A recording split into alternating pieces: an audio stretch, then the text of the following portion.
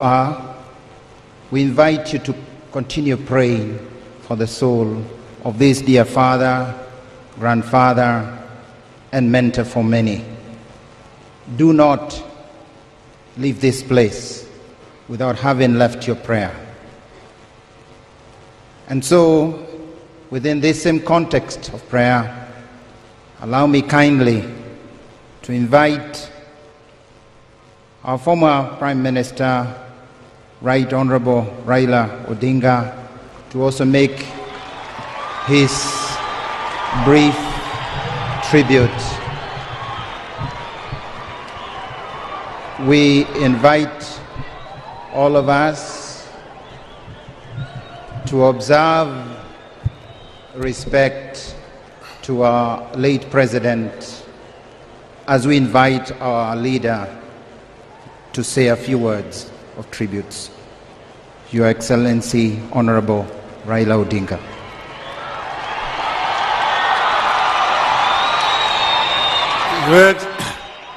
Your Excellency, President Uhuru Muigai Kenyatta,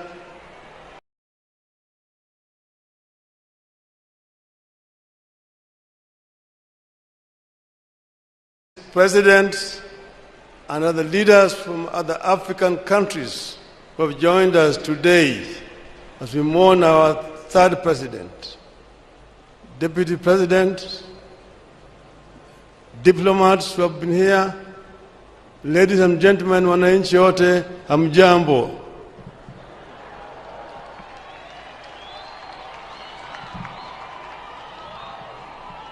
Excellency, I know that many of us will share my plight today. My plight today is just like a member of the clergy, either a father or a padre who is asked to eulogize a bishop, but not to talk about the bishop's religiosity or religion. I've been asked today to talk about our president, but without talking about politics. I don't know how to eulogize a politician without talking politics.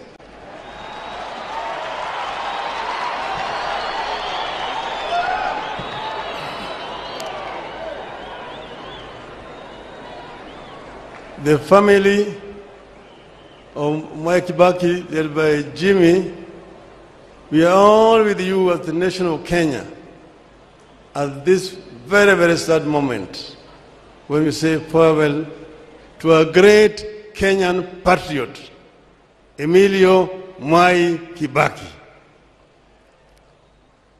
But then, how did Mwai Kibaki come into where he came into? You know, Mwai Kibaki as a youth, Mwai Kibaki as a student, Mwai Kibaki as an intellectual, Mwai Kibaki as a politician. The story was told to us by Jaramogi and Mwai that after KANU was formed in Kirigiti Stadium in 1960, our draft constitution had been presented there, had been prepared by the one Mr. Ojino Okeo, who was Jaramogi's secretary. And he died on his way back to Kisumu through a road accident at the escarpment. Then later on, Obote. I found Obote was campaigning with a very beautiful manifesto. I asked him, who prepared this manifesto for you? Obote said, there are some young men here in Makerere who are very good. Their leader is actually a Kenyan. Then Jaramogi said, I want to see him. He brought Mwai Kibaki. When he brought Mwai Kibaki, Jaramogi told him, I want you to do the same manifesto like this for KANU.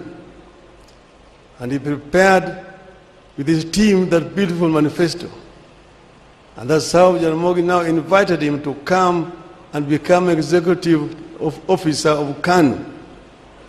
And that started the journey.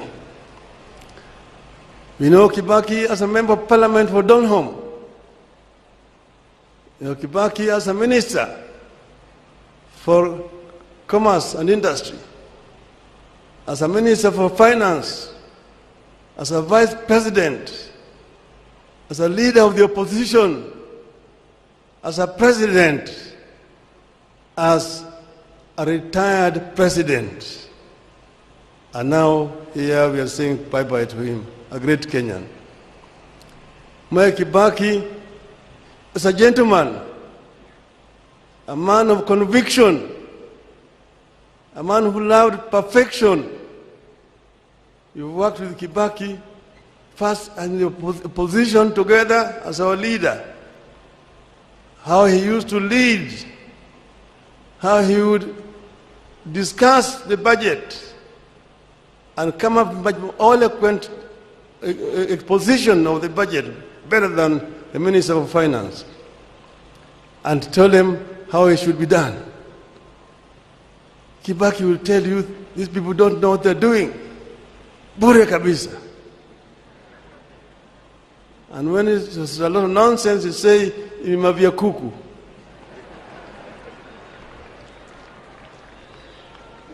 But he was a gentleman by excellence. In the cabinet, we worked together. He would allow a lot of debate in the cabinet.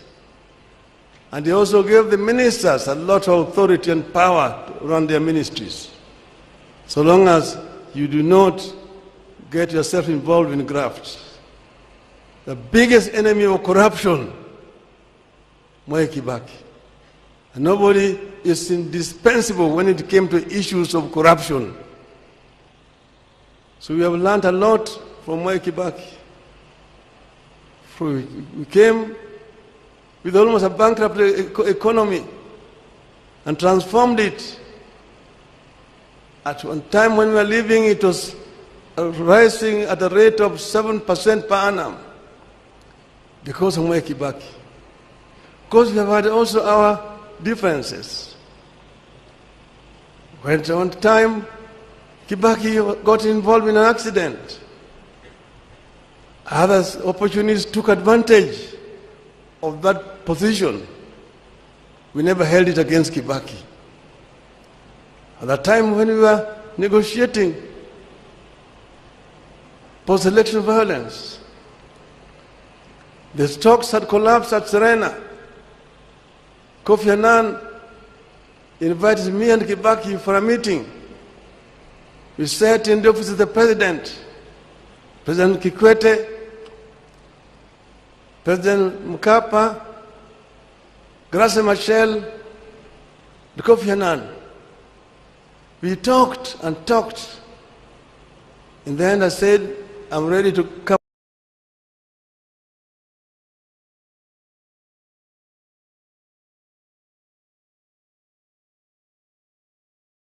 And Kibaki then agreed. So when we agreed, we shook hands. After shaking hands, the other people now wanted to come into the room to try to persuade him not to agree. He told them, tumemaliza kila kitu. Sasa hakuna kitu tena, tunakwenda kuongea na dunia sasa. And we came out and shook hands with Mwai Kibaki, and he kept that words. There were differences sometimes in the course of running the government, but all of them were able to resolve them amicably. So in retirement, we will continue to remain friends. Each time he has been an advisor to me in many ways. So I've really lost a friend. The country of Kenya has lost a true patriot, a great leader whose value will only be known with the time as time continues to unfold. Mwai Kibaki, Emilio Mwai Kibaki, rest in peace. Rest in eternal peace. I bring finally also to you people condolences of the Kenyans in diaspora around the world who are not able to be with you here today. Thank you, Right Honorable Raila Odinga, for a wonderful tribute. Allow me now to invite for his brief tribute our Deputy President